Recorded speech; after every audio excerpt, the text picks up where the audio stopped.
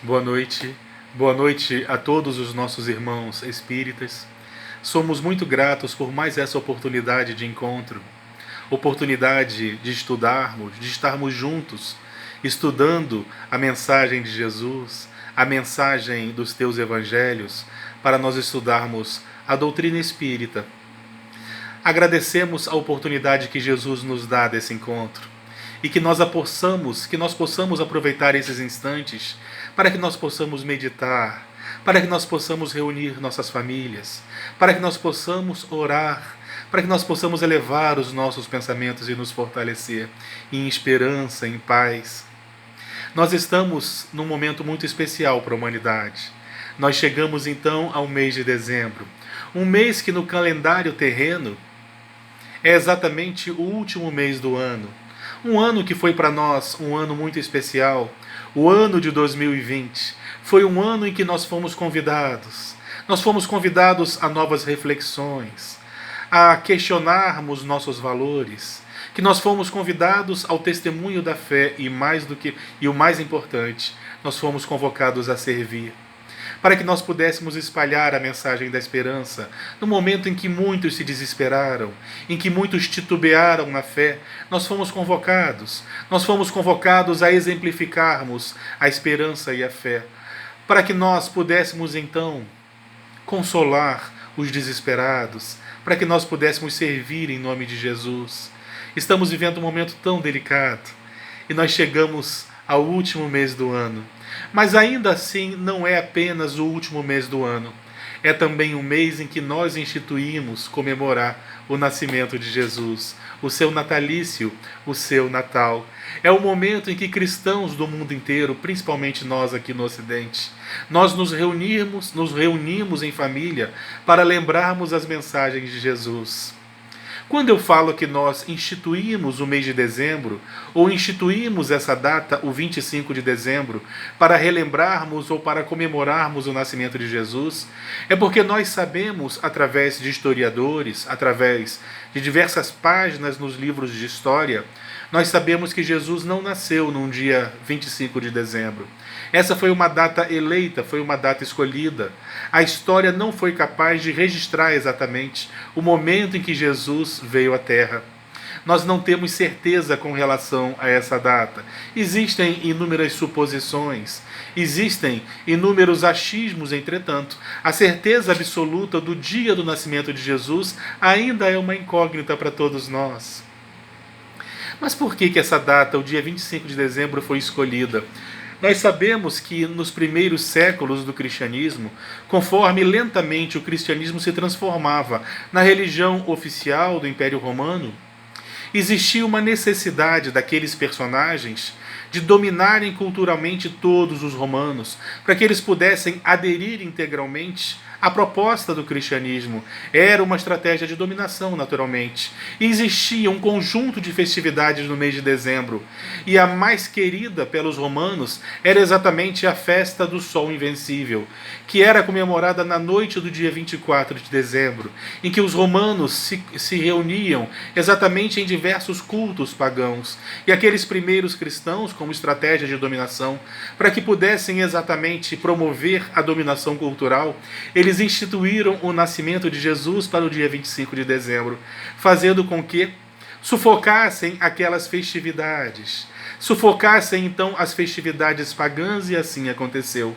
Muito embora nós saibamos que boa parte dessa cultura de alguma forma está inserida nas comemorações do Natal até nos dias de hoje, nós temos diversos apetrechos, nós temos diversas características herdadas ainda daquelas festividades, mas as festividades foram de alguma forma sufocadas e nós instituímos o dia 25 de dezembro como o dia do nascimento de Jesus. Mas nós não sabemos exatamente que dia Jesus nasceu. Mas nós sabemos que o mês de dezembro é um mês muito especial, ou se tornou para nós um mês muito especial, exatamente por ter sido escolhido como o mês de nascimento de Jesus. Os Espíritos vão nos dizer que o mês de dezembro exatamente ele vai ter em sua atmosfera ele vai ter energias mais benfazejas, que colaboram exatamente com o seu trabalho, com o trabalho dos anjos, com o trabalho dos espíritos dedicados ao bem aqui na Terra, porque é o momento em que as famílias se reúnem para lembrar Jesus, o seu nascimento. Reúnem-se fraternalmente, nós sabemos que isso não é uma regra. Nem todos o fazem, mas muitos o fazem. Então o mês de dezembro acaba sendo um mês muito especial, para que os mensageiros do Cristo possam vir ao nosso encontro, auxiliar-nos. O contrário também existe, por exemplo, quando nós pegamos numa das obras de Manuel Filomeno de Miranda, ele fala sobre o período do Carnaval, e ele fala que é um período exatamente em que os espíritos superiores, eles vão encontrar alguma dificuldade, dada exatamente as inúmeras manifestações, as inúmeras energias que nós emanamos de caráter sensualista, fazendo com que a atmosfera da Terra se transforme numa atmosfera muito pesada, e exatamente o contrário acontece no mês de dezembro, no período de Natal. Então nós entendemos que, muito embora Jesus não tenha nascido no dia 25 de dezembro, conforme nós instituímos, nós acabamos tornando esse período um período muito especial para todos nós aqui na Terra, em especial nós aqui no Ocidente. Mas nós vamos tentar, até o final do nosso estudo, nós vamos tentar descobrir exatamente o dia em que Jesus nasceu, e por que isso é tão importante para cada um de nós. Quando nós pegamos o Evangelho segundo o Espiritismo, logo no seu capítulo 2, nós vamos encontrar exatamente Kardec nos convidando a refletirmos sobre o que é a realeza de Jesus. Ele faz exatamente uma referência ao encontro de Jesus com Pôncio Pilatos. Num determinado momento, Pilatos teria perguntado a Jesus: então tu és o rei dos judeus? Que foi exatamente essa a primeira acusação que o Sinédrio fez para condenar Jesus. Então Pilatos perguntava se Jesus se autodeclarava rei dos judeus, o que Jesus teria lhe respondido que não era ele um rei terreno. Pilatos então insiste na pergunta, dizendo: então tu és um rei, o que Jesus acaba por admitir, dizendo: tens razão, eu sou um rei. Mas o meu reino será constituído de todos aqueles que buscam a verdade. O que deixava Pilatos ainda mais curioso, o que Pilatos teria perguntado a Jesus: o que é verdade? E essa pergunta nós ainda encontramos dentro de nós. O que é a verdade? Curiosamente, Jesus não responde a Pilatos, Jesus permanece em silêncio. E nós, sempre que lemos essa passagem, algo nos incomoda. Por que Jesus permaneceu em silêncio? Por que Jesus não disse a Pilatos o que era verdade? Em diversos momentos, Jesus teria falado sobre a verdade aos seus discípulos, aqueles que o ouviam nas praças públicas. Por que naquele momento tão importante Jesus teria permanecido em silêncio? A pergunta de Pilatos era muito simples: o que é a verdade? E Jesus permanecia em silêncio. Por que Jesus permanecia em silêncio? Seria o silêncio de Jesus o silêncio dos covardes? Jesus não poderia ter dito a Pilatos o que era a verdade. Jesus não poderia ter mostrado a verdade a Pilatos. Ele, que em diversos momentos, através de seu magnetismo, ele limpou a pele de diversos doentes leprosos, retornou a luz aos olhos daqueles que tinham a vista mergulhada em trevas, aquele que foi capaz de disseminar as mensagens mais sublimes do amor e do perdão. Por que não falava ele a Pilatos o que era a verdade? Jesus poderia ter dito sobre a verdade da imortalidade da alma, da pluralidade dos mundos habitados, da comunicabilidade dos homens com os Espíritos Santos. Jesus poderia ter falado que a verdade se encontra no amor que todos nós somos capazes de sentir e que exatamente eleva o homem. Por que Jesus permaneceu em silêncio? Quando nós pegamos o Evangelho segundo o Espiritismo, nós vamos encontrar Allan Kardec definindo o que é a caridade. Allan Kardec vai ter ocasião então de escrever que a caridade existe de duas formas: a caridade material, aquela que atende exatamente às necessidades do corpo físico, mas também existe a caridade moral, que seria inclusive a caridade mais sublime. A caridade moral. Nós começamos a entender que quando Jesus silencia a Pilatos na sua pergunta o que é verdade, era ali a manifestação mais pura do que é a caridade moral. Por quê? Porque se ele tivesse dito o que é a verdade a Pôncio Pilatos, ele colocaria sobre os ombros de Pôncio Pilatos uma carga, um peso do qual ele não teria condições de suportar. Exatamente porque a verdade, quando nós somos conhecedores da verdade, nós somos obrigados imediatamente à nossa transformação. Relembrando Jesus quando ele diz algo do tipo: conheceis a verdade, e a verdade vos libertará. Se nós conhecemos a verdade, nós temos por obrigação fazer com que essa verdade nos liberte das diversas amarras que nós carregamos. A verdade faz isso. Porque quando nós somos conhecedores da verdade, quando nós sabemos o que deve ser feito, nós não podemos mais alegar inocência, nós não podemos mais alegar ignorância. A partir do momento que você sabe o que é certo e o que é errado, nós não podemos mais agir de forma infantil. Porque agora nós sabemos o que deve ser feito. E se Jesus tivesse dito a Pilatos o que é verdade, ele poria um peso sobre os ombros de Pilatos. Pilatos teria no mínimo que modificar sua vida. Entretanto, Jesus, que nos conhece a todos em nossa profundidade, ele sabia que Pilatos não suportaria a verdade. Ele não teria condições de se modificar exatamente como exige o conhecimento da verdade. Então Jesus faz o silêncio da caridade. Quando Pilatos pergunta o que é verdade, Jesus poderia ter lhe dito, mas Jesus silencia, exatamente porque sabia que Pilatos não suportaria a verdade, não teria condições de viver em acordo com a verdade. Então, por caridade, ele deixa a verdade para outro instante. Haveria um momento em que Pilatos teria condições, mas não seria aquele. Jesus silencia, então. Era o silêncio da caridade. Mas Jesus afirma em determinado momento, ou afirmava em determinado momento, que ele era um rei. E se ele era um rei, é necessário que houvesse para ele um reino. Mas num determinado momento, num diálogo que Jesus tem com os fariseus, ele falava exatamente sobre seu reino ou o reino dos céus e dizia que muitos apareceriam em determinado momento dizendo: ei-lo aqui ou lá está ele, o reino está aqui ou acolá. Mas a verdade é que todos eles estariam enganados, pois o reino de Deus é uma busca que se faz para dentro. Jesus teria dito a esses fariseus: o reino dos céus, ou o reino de Deus, está dentro de vós. É uma busca que se faz para dentro. E como é que nós fazemos essa busca? O que nós devemos exatamente buscar para nós lograrmos chegar ao reino dos céus, o reino onde Jesus impera, o reino de Deus? Como é que nós fazemos para encontrarmos-nos com Jesus nesse reino? Como é que nós fazemos? O que nós devemos buscar para lograrmos encontrar esse reino de Deus? Nós já sabemos que a busca é para dentro de nós. É uma busca que se faz para dentro e não para fora.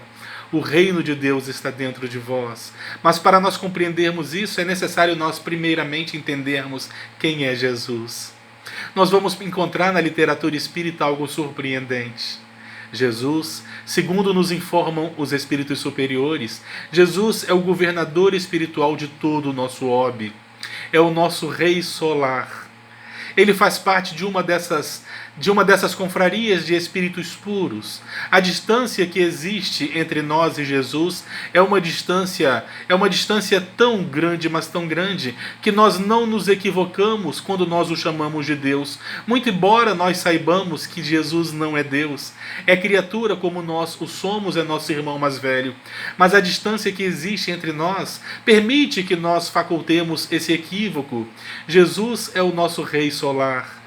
Jesus consegue nos albergar a todos, e os Espíritos vão nos dizer que num determinado momento, enquanto aquilo que seria chamado mais tarde de planeta Terra se desprendia da nebulosa solar, Jesus já era o governador do nosso orbe.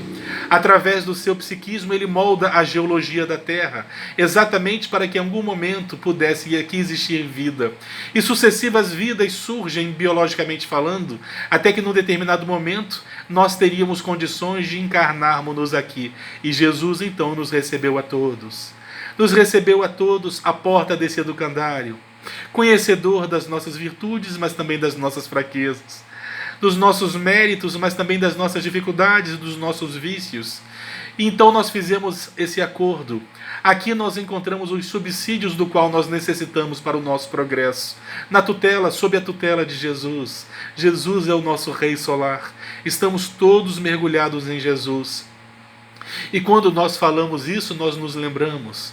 Nós nos lembramos de uma metáfora ensinada por Jesus, quando ele mesmo diz no Evangelho de Mateus, algo mais ou menos assim: eu sou a videira verdadeira, e vós sois os ramos.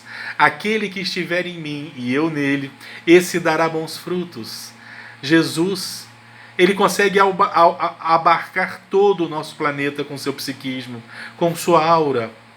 Nós todos estamos mergulhados em Jesus, e quando nós compreendemos isso, nós começamos a compreender também essa metáfora, quando Jesus nos ensinava que ele era a videira verdadeira, e nós somos os ramos, nós somos os galhos presos a essa videira.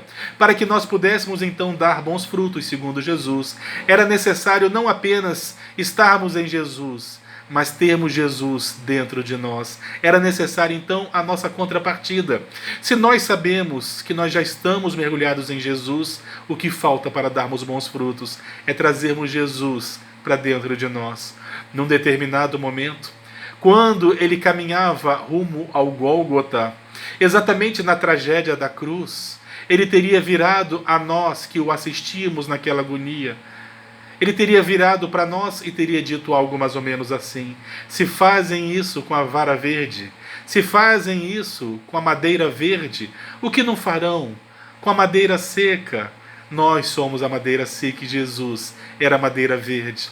A diferença está exatamente porque a madeira verde, ela permite o trânsito de determinados fluidos que nós não permitimos. Nós que somos lenho ressequido não permitimos que através dos nossos vasos condutores circulem exatamente esses fluidos maravilhosos do amor e da fraternidade. Jesus era a madeira verde. Jesus era exatamente o ramo verdejante que permitia que através dele fluísse para toda a humanidade o amor, a esperança, o perdão e a caridade. E nós que somos ainda lenho seco, não permitimos. Então Jesus dizia: se fazem isso com ele, o que não farão conosco? Jesus já nos alertava que entre nós que nos candidatamos ao seu discipulado, nós não teríamos entre nós privilegiados, que todos nós sofreríamos as adversidades do mundo necessárias para o nosso progresso, naturalmente. Não somos privilegiados e não existem privilegiados entre nós. Jesus já nos preparava para os momentos difíceis. Jesus já nos preparava exatamente para que nós não esperássemos então privilégios no mundo, porque nem ele os teve. Ele que esteve entre nós. Para que nós possamos compreender o que foi a vinda de Jesus à Terra, os Espíritos vão nos informar que foram décadas de preparação, para que ele pudesse então estar entre nós, deixando essas pegadas maravilhosas. Para que nós possamos compreender o que foi a vinda de Jesus à Terra, seria algo como colocarmos todo um oceano dentro de um pequeno recipiente, dentro de um pequeno copo. Nós começamos a compreender o que seria a vinda de Jesus, para que ele mesmo pudesse exemplificar as virtudes das quais nós necessitamos para nós lograrmos o reino dos céus. Para nós encontrarmos ou adentrarmos nesse reino dos céus, é necessário que nós nos transformemos também em ramo verde. É necessário que nós nos esverdejemos. É necessário que nós permitamos que essas energias circulem entre nós, para que nós possamos exalar o amor através de nossas ações, naturalmente, para que nós possamos exalar esperança, para que nós possamos exalar fraternidade, para que nós possamos então nos tornar ramo verde. E é assim que nós mergulhamos então nesse reino dos céus, nesse reino onde Jesus tem a sua realeza em plenitude, ele que é o Rei da humanidade. É o Rei Sol, é o nosso Rei solar, para que nós possamos mergulhar em seu reino. Então, é uma luta que nós travamos conosco, porque ele mesmo havia nos deixado a mensagem de que o reino dos céus está dentro de nós. Então, é uma luta que nós travamos para dentro e não para fora, quando nós nos transformamos em seres capazes de amar. Nós saímos vencedores dessa luta e hoje nós já engatinhamos na compreensão dessas verdades. Hoje nós começamos a engatinhar na compreensão dessas verdades. E nós começamos a permitir que o ramo que existe em nós comece a se transformar em ramo verde, porque nós começamos a permitir que os fluidos do amor circulem através de nós, para que nós possamos espalhar a mensagem da ternura e do afeto, do perdão e da caridade. Essa é a tarefa que nos foi compelida a todos, desse educandário divino que Jesus administra, o nosso Rei Solar. Num determinado momento, ele teria nos dito algo mais ou menos assim, que a sua mensagem se equipararia a uma semente, que ele disseminava para todos nós. Entretanto, num determinado momento, essa semente foi lançada no solo de nossos corações, mas o solo de nossos corações ainda se encontrava ressequido e muito arenoso, fazendo com que essa semente não conseguisse encontrar os recursos para germinar. Mais tarde, muitos séculos se passaram, e agora o solo de nossos corações agora se encontrava um pouco transformado, já era um solo pedregoso. A mensagem de Jesus torna a tentar mergulhar nesse solo. Ela agora consegue germinar, entretanto, não consegue fincar suas raízes exatamente porque um solo pedregoso não permite. E ainda assim a mensagem de Jesus não consegue germinar em nossos corações. Mais adiante, então, o tempo passa e a mensagem de Jesus é novamente semeada no solo de nossos corações. Agora ela consegue germinar. Ela consegue fincar suas raízes, entretanto. A mensagem de Jesus não consegue crescer porque as coisas do mundo, na figura de espinheiros, não permite que essa pequena planta se desenvolva e ela acaba morrendo. Ainda não era o momento certo. Mas a vida continuou e nós fomos modificando o solo dos nossos corações, através principalmente das vicissitudes do mundo, através das dores e das lutas. Nós fomos aprendendo a vencermos-nos e o nosso coração foi se modificando. Até que num determinado momento essa semente encontrou novamente o solo de nossos corações, agora já bastante transformado. E uma dessas sementes conseguiu se desenvolver, gerando outras 100 sementes, outras 60 e outras 30. Hoje a mensagem de Jesus, ela já consegue encontrar no solo de nossos corações um solo renovado. Ela já começa a germinar. Ela já começa a permitir que a plântula cresça, na expectativa de que em algum momento ela floresça, frutifique, e que nós sejamos capazes de atender aos esfaimados na beira do caminho, exatamente como ele nos ensinou, que nós possamos oferecer sombra àqueles que jornadeiam conosco nessa longa estrada da vida, que nós possamos oferecer os frutos saborosos da caridade, o perfume das flores, na vida daqueles que estão à nossa volta. Essa é a nossa proposta. Estamos aqui para isso. Estamos aqui para nós lograrmos entrar no reino dos céus, exatamente onde é a morada do nosso Rei Sol, do nosso Rei Solar. Mas para isso é necessário que nós cultivemos as virtudes, principalmente a virtude do amor, a virtude da caridade em nossos corações, para que nós que somos ainda um lenho seco, possamos de alguma forma esverdearmos-nos, para que nós possamos permitir que flua através de nós os princípios da caridade e do amor. E o nascimento de Jesus? E o nascimento de Jesus? Quando Jesus teria nascido, para que nós pudéssemos então comemorar o seu Natal? Nós vamos buscar os recursos de um personagem chamado Pedro de Camargo, que ele ficou imortalizado na literatura espírita como Vinícius. Vinícius escreve uma crônica, escreve um texto muito lindo sobre o nascimento de Jesus. Nós não temos condições hoje de saber exatamente em que momento Jesus nasceu.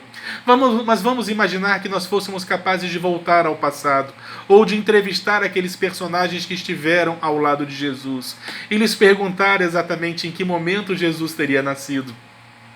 Se nós tivéssemos a oportunidade de perguntar a Pedro, por exemplo, vamos supor que nós tivéssemos a oportunidade de perguntar a Pedro quando Jesus nasceu. Talvez Pedro nos respondesse que Jesus nasceu para ele exatamente naquele momento em que ele ouviu o galo cantando pela terceira vez. Porque a partir desse momento, ele mudou sua vida completamente. E aquele Pedro covarde, ora titubeante, ele ia se transformar num personagem vigoroso, o mais importante dos seguidores de Jesus, até o momento de sua morte. A partir daquele momento, Jesus teria nascido para Pedro. Se nós tivéssemos condições de perguntar para Maria Madalena ou Maria de Magdala em que momento Jesus nasceu, quando é o Natal de Jesus, talvez ela nos respondesse que Jesus nasceu para ela naquela praia em Betsaida, quando ela o ouviu falando pela primeira vez. E ela se transformou de tal forma, aquele encontro com Jesus foi para ela um divisor de águas de tal forma que ela nunca mais voltou a ser a mesma. Se perguntássemos para Maria de Madalena ou Maria de Magdala quando é o Natal de Jesus, quando Jesus nasceu, talvez ela se lembrasse apenas daquela praia em Betsaida, porque ela jamais voltou a ser a mesma pessoa após esse encontro. Se nós perguntássemos, por exemplo, a Paulo, quando foi que Jesus nasceu?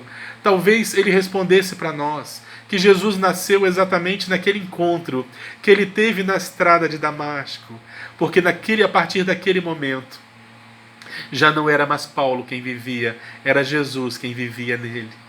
Ele havia modificado completamente sua vida. Então, a partir daquele momento, Jesus havia nascido em sua vida. Era o Natal de Jesus para Paulo.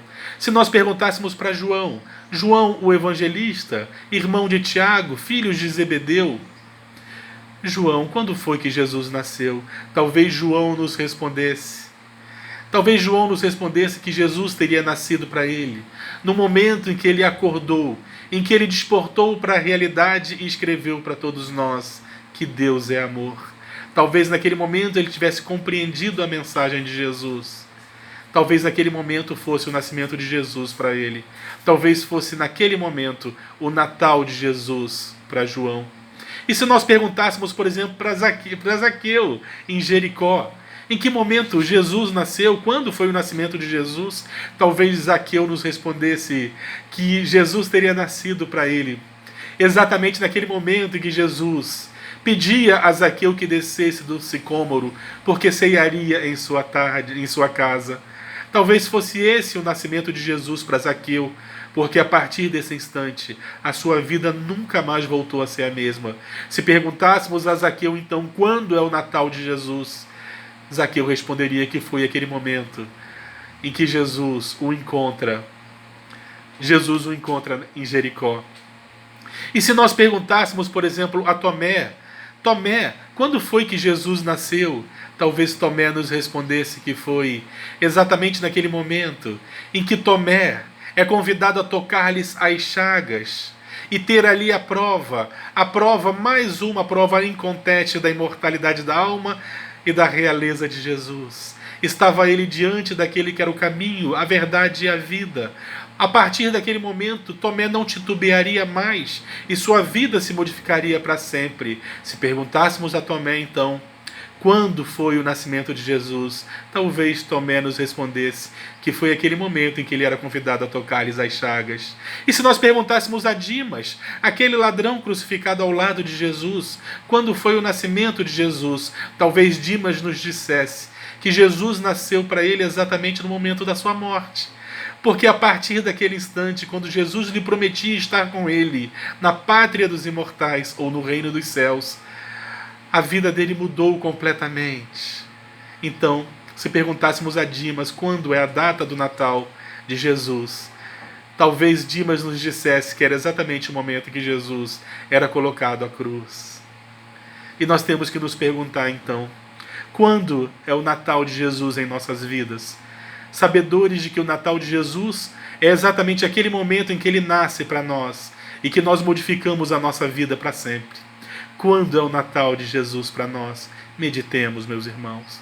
Vamos fazer essa pergunta para nós. Vamos mergulhar para dentro de nós mesmos, na busca desse reino dos céus, na busca da resposta.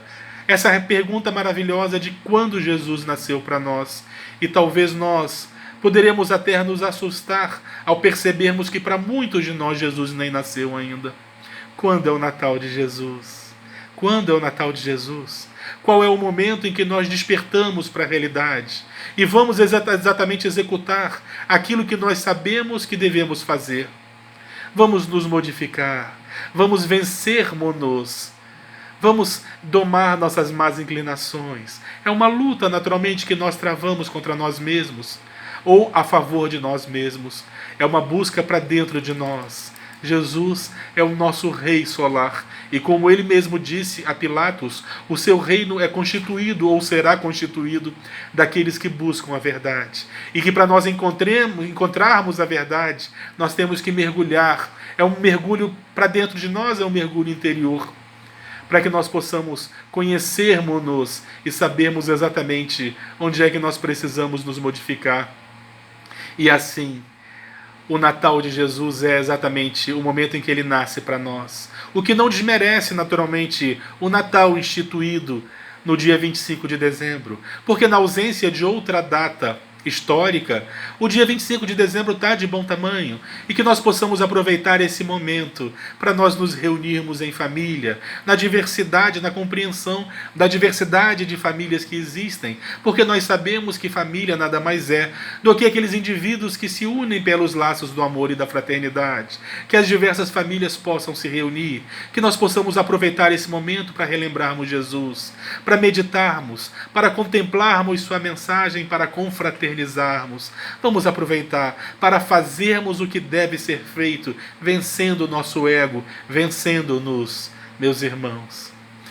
É o nosso Jesus, é a luz do mundo, é o nosso Rei solar.